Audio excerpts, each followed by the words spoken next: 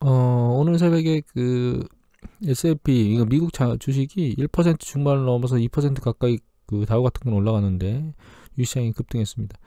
급등이라고 표시하긴 그렇죠. 일정 수준 올랐습니다. 그래서 이런 상황이 되면 골치가 아프기 시작하죠. 왜냐하면 뭐 고용이나 뭐 이런 것들 최악의 상황으로 막 나오고 있는데 주식시장은 머리를 들고 올라가고 있고 전문가들은 이제 경기 사이클이 바닥을 쳤다. 이제 향후에 경기가 좋아질 것이다. 이런 예측을 한다는 거죠. 그러면 이런 생각을 할 수밖에 없습니다. 이 직전에 있었던 3월 하반기에 있던 저점이 진짜로 저점인가? 그러면 이제 저점 매수 타이밍을 우리가 놓친 건가? 앞으로 올라갈 수밖에 없는가? 이런 고민을 할 수밖에 없죠. 예전에 저를 생각해보면 그 매일 쏟아지는 경제 지표들, 그 다음에 전문가들이 들이붓는 어떤 리포트, 그 다음에 의견 보고를 하루 종일 읽으면서도 어느 날 분석 종료가 끝나고 나서 생각을 해보면 그게 주식시장 예측이 맞고 또 어느 날은 틀리고 이러면서 365일 중에 절반은 머리를 쥐어뜯었던 생각이 납니다. 그렇게 한 10년을 하다 보니까 10년 정도까지는 안 됐는데 그렇게 하다 보니까 이게 잘못된 거구나, 이렇게 하면 안 되는구나 라고 생각을 해서 사실 이제 어떤 분석 틀을 만들어 놓고 계속 쓰고 있습니다. 그리고 그것이 잘 맞고 있고요. 그 형태대로 제가 한번 생각을 해서 제가 이제 머릿속에 전체 가지고 있는 건 이제 대충 일괄적으로 이제 보는 방식을 한번 오늘 설명을 드릴 건데요. 이제 네 가지로 분류된 모형이 제가 사용하고 있는 건데, 이쪽은 이제 실물 경제를 담당하는 거고, 이쪽은 그것에 따라서 움직이는 자산의 가치의 흐름이에요. 이제 주식이라고 그냥 단편적으로 생각을 하셔도 됩니다. 그런데 이제 이 실물 경제하고 자산은 가치는 이제 서로 자산의 움직임은 서로 이제 상호작용을 해요. 예를 들면 경제가 좋으면 주식시장이 올라가고, 경제가 나쁘면 주식시장이 떨어지고, 또 주식시장의 급락은 실물 경제에 영향을 미치죠. 반대로 위아래로 또 작동을 하는데, 경제가 안 좋아지면 자본의 흐름은 뭐냐면 돈의 흐름을 말하는 거거든요. 정부가 재정 지출하거나 중앙은행에서 통화 정책을 해요. 반대로 경제가 너무 뜨거우면 중앙은행에서 금리를 막 내리죠. 이런 것들이 위아래로 작용해요. 이건 자산시장도 마찬가지인데요.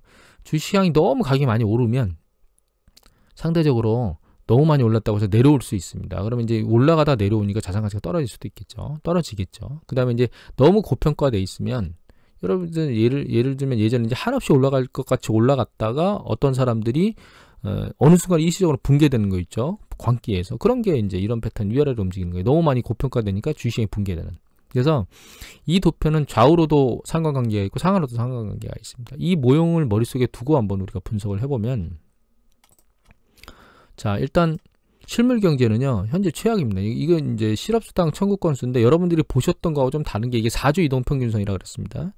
근데 이제 상당히 높은 수준으로 올라왔어요. 전체적으로 높으면 상상할 수 없는 수준으로. 그러니까 실업률이 굉장히 높이 올라왔습니다. 실업률이 굉장히 높이 올라왔는데, 이제 요번에 발표된 실업률은 14.7%지만 계속, 그러니까 그 고용보험에 가입된 사람들의 실업률은 15.5%까지 올라왔어요. 상당히 높은 실업률을 유지하고 있고, 그것뿐만 아니라 그 고용이 2천만 명이나 줄었어요. 그러니까 그 3월 대비 뭐 4천만이었으면 4월에는 2천만 명이 고용이 안 된 거죠. 이게 증가해야 되는데 증가하지 못했는데, 이제 문제는 그게 이제 전 산업 전반에서 일어나고 있다는 거예요. 고용 감소가 큰일이죠.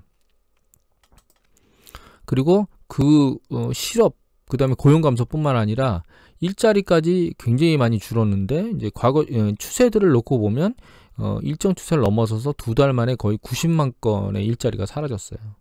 그리고 이게 왜 이렇게 높은 거냐, 왜 충격적인 거냐면, 여기 보면 2001년도의 흐름부터 상당히 높은 수준의 일자리가 감소했거든요. 이렇게 일자리가 급격하게 감소한다는 뜻은 결과적으로 기업이 사람들을 뽑지 않겠다는 생각을 하고 있다는 겁니다, 사실. 그러니까 단기간에 고용이 완전히 그러니까 완전히 회복뿐만 아니라 눈에 띄게 확 뭔가 바뀌기는 어렵다는 뜻이에요. 다만 이제 이런 거는 바뀔 수밖에 없죠.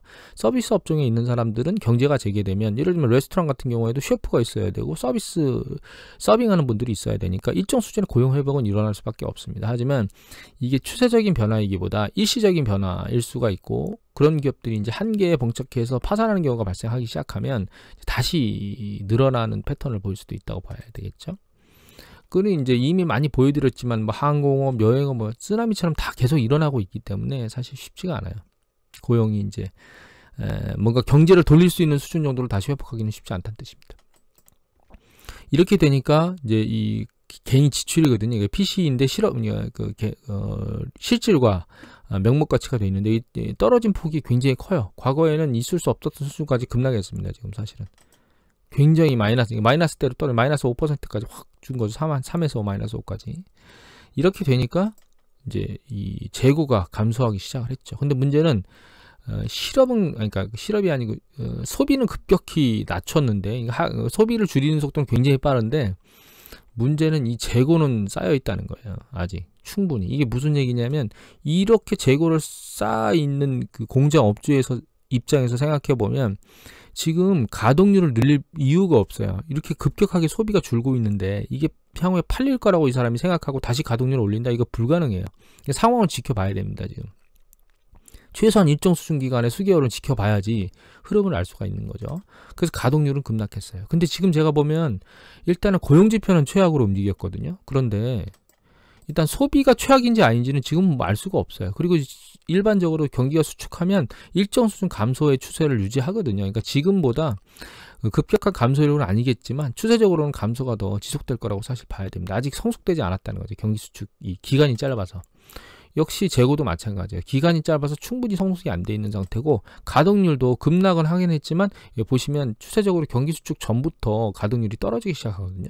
그래서 떨어지기 시작한 게 여기서부터 떨어지기 시작하긴 했는데 급락한 이걸로써 가동률이 끝났다 이렇게는 판단할 수 없는 상황입니다. 이렇게 되니까 실물경제가 이렇게 완전히 망가져 버리니까 중앙은행에선 자금을 살포해서 채권이나 이것들을 매수하고 있죠.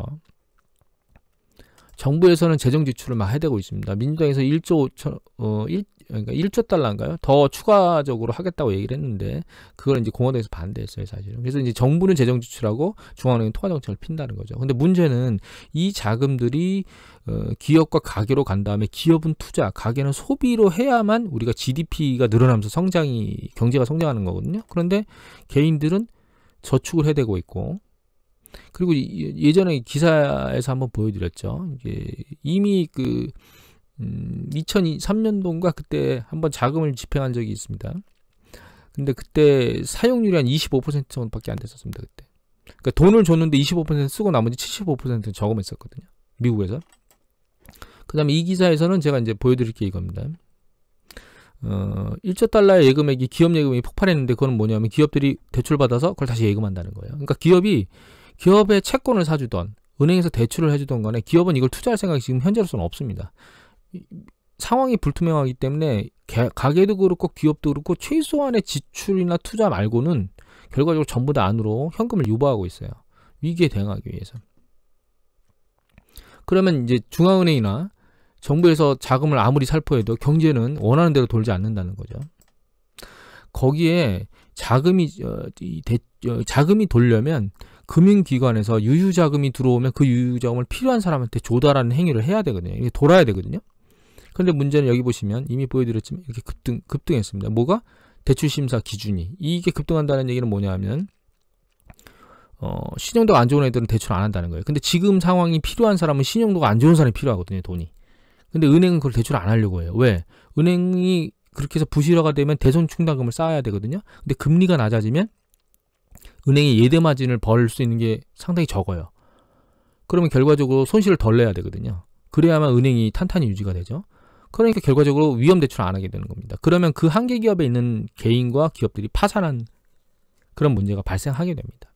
결과적으로 그것도 초입이에요, 지금. 그러니까 지금까지 쭉 훑어보면 경제적으로 고용이 최악으로 상황이 가 있는 건 맞아요. 그런데 그거로 인해서 발생하는 소비가 최악인지 모릅니다. 재고도 충분한 조정이 안 갖춰졌어요. 가동률도 바닥까지 갔다고 보기에는 너무 이른 상태입니다. 그거를 보정하기 위해서 대규모로 정부와 중앙은행이 재정지출과 통화지출을 집행한 건 맞아요. 그러니까 지금 최악의 상황에서 하는 두 행위는 고용에 관련된 집회하고요. 중앙은행하고 정부가 자금을 살포하는 거예요. 자본시장에서. 그런데 문제는 그것만으로 최악이라고 볼 수 없다는 거예요. 왜? 아까 보여드렸듯이 소비라든가 혹은 재고 조정이라든가 가동률이나 이런 것들이 최악인지 아닌지 아직 최악 상황까지 안 갔기 때문에. 그래서 실물 경제가 지금 최악을 지났다? 경기 사이클에 저점을 지났다라고 보기는 어렵습니다. 사실은. 또 한 가지가 이제 자산시장 영역으로 놓고 보면 조정을 받았는데 너무 비싸요. 이때가 글로벌 금융위 때고 이때가 IT 버블이거든요. 근데 이 보시면 70년대 이후에 가장 높은 수준에 상당히 근접해 있어요. IT 버블 수준까지 이거 반등했으니까 다시 이 정도 올라갔겠죠. 그죠? 그러니까 결과적으로 이거는 이제 GDP 대비 주가지수 비율이고요. 이거 이제 야르디니 리서치에 보면 MSCI 포워드 P 앞으로 이제 기업의 이익에 대해서 측정해가지고 현재 P가 얼마냐라고 봤더니 오히려 붕괴되기 직전보다 훨씬 더 높아요. 21배까지 올라왔어요. 이거 왜 이런 거죠? 이때는 포워드 P가 경기가 확정되면 달려가는 수준에서 EPS가 나왔기 때문에 높게 나왔지만 지금은 수축 국면에서 나오기 때문에 낮게 나오거든요. 그러니까 결과적으로 P는 올라갈 수밖에 없죠. 기술적 분석상으로 놓고 보면 일봉상으로는 사실 이제 여기 직전 여기까지 딱 치고선 딱 썼어요. 아이러니하게도 이걸 뚫지 안 뚫지는 이제 봐야죠. 다음 주에. 주봉상으로 놓고 보면 이제 큰 틀에서 놓고 보면 이쪽이 왼쪽 어깨, 머리 이게 우측 어깨를 형성할 수 있는 가능성이 현재는 아직까지는 오픈되어 있는 상황입니다. 이 뚫는 정도가 상대적으로 낮기 때문에 여기서 끝날지 이제 우측 어깨를 더 높게 잡고 할지는 좀 지켜봐야 되겠는데 이 추세가 완전히 상황 판단이 틀렸다고 예측하려면 얘가 이제 전거점을 돌파하고 올라가야 되겠죠. 얘가. 자, 주식시장은 항상 그래요. 이거죠. 미국 시장을 정확히 예측하려면 미국 시장의 주식을 사고 팔는 행위를 하는 모든 사람들의 심리를 다 알아야 됩니다. 여러분들도 안방에서 여기서 앉아서 컴퓨터로 HTS를 가지고 미국의 주가지수에 투자하실 수 있죠. 미국 국내에도 여러 사람들이 존재해요. 그런데 어떤 사람은 주식시장이 경제지표가 나아졌다고 생각하는 사람이 있을 수 있고 그래서 향후에 경기가 확장 국면으로 계속 갈 수 있다고 생각하는 사람이 있을 수 있고 어떤 사람은 그 반대 방향에 있을 수도 있어요. 어떤 사람은 중립에 있을 수도 있죠. 그런데 반대 방향이나 중립에 있는 사람들은 이 지표를 보고 생각할 수 있어요.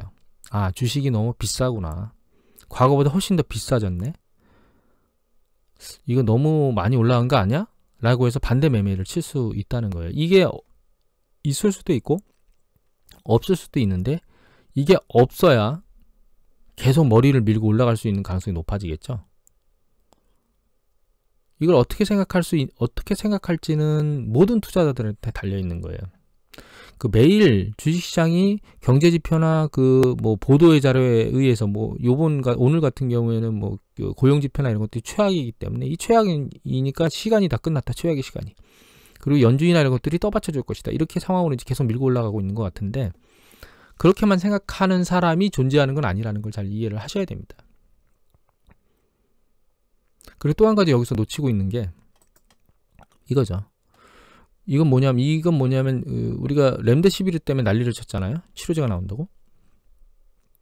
근데 여기는 초기 전파를 낮추는 효과가 어렵고 여기 이제 예를 보면 중증 환자 사용이 한정되고 입원 기간을 줄이거나 치명률을 낮출 수 있다는 점에서 기대하고 있다는 거예요. 누차 말씀드리지만 코로나의 가장 큰 위험성은 전파력에 있거든요. 사실은 치명률이 아니고. 결과적으로는 이 렘데시비르는 그 길리어드사를 배불리는 것 뿐이지 그 이외에 코로나에 대해서 역할을 하는 건 아무것도 없습니다. 실제로는 그 백신이 개발돼야 되는데 백신 개발은 사실 연내에는 모호하다는 거 확실하고 파우치 소장 같은 경우는 이미 정치색이 강해져서 의료인으로서 그 부작용이 가장 심각한 문제지 고려해야 될 사항 중에 중요한 건데 이 임상 1상만 하면 대규모로 생산을 시작하겠다고 얘기하고 내년 1월 초까지 뭐 수억 개를 만들어서 미국인들한테 백신을 투여하겠다 뭐 이렇게 얘기를 하는 거죠. 그런 잠정적인 어떤 심리적 안정감을 주어서 정치적인 재선에 도움을 주려고 하는 거지. 아무튼 좀 신뢰도가 떨어졌는데 저한테는 그런 일들이 발생하고 있어서 우리가 2차 그러니까 경제 재개된 뒤에 코로나가 다시 이제 좀 더 많이 퍼질 것 혹은 그거 아니더라도 가을 겨울에 제2차 유행이 우려된다는 점을 놓고 보면 지금 현재 경기가 저점을 지났다고 예측하기는 어렵습니다. 개인적으로는. 마지막으로 말씀드리고 싶은 이거 사우스시 사태인데요. 네덜란드 튤립 사건도 말씀드렸지만 이게 사우스시 주식이 이제 폭락한 거거든요. 이제 아이작 뉴턴이 먼저 샀다가 한번 팔았는데 그 뒤에 또 샀더니 이게 팔았었는데 급등하는 바람에 마지막으로 다시 얹혔는데 그게 머리를 들다가 폭락해서 대규모 자금을 날렸다고 얘기를 했잖아요. 그 분께서 이 얘기를 했습니다. 나는 그 움직이는 천체는 정확히 측정할 수 있는데 인간의 광기는 측정할 수 없다. 지금 여러분들이 이렇게 머리를 들고 계속 올라오는 게 이게 인간의 광기인지 아닌지는 여러분들의 판단에 맡겨야 되고요. 제 개인적으로는 아직 그 잔상이 계속 남아있는 것 같습니다. 미국 투자자들한테. 버냉키하고 제닛 옐런이 주식시장이 흔들릴 때마다 연준이 작업을 해서 주식시장을 밀어올렸던 그래서 지금까지 밀고 올라온 광기를 아직까지 잔상으로 갖고 있는 것 같고요. 요번에도 제롬 파월이 성공할 것이냐에 대한 생각에 대해서는 전 개인적으로 이번은 아닐 거라고 생각하고 있습니다. 예전에 그들이 했던 시기의 경제 상황과 지금의 경제 상황은 정말 판이하게 다른 상황입니다. 사실. 그런 관점에서 저는 이 성공 확률이 낮다고 보고 있습니다. 오늘은 이것으로 마치도록 하겠습니다. 감사합니다.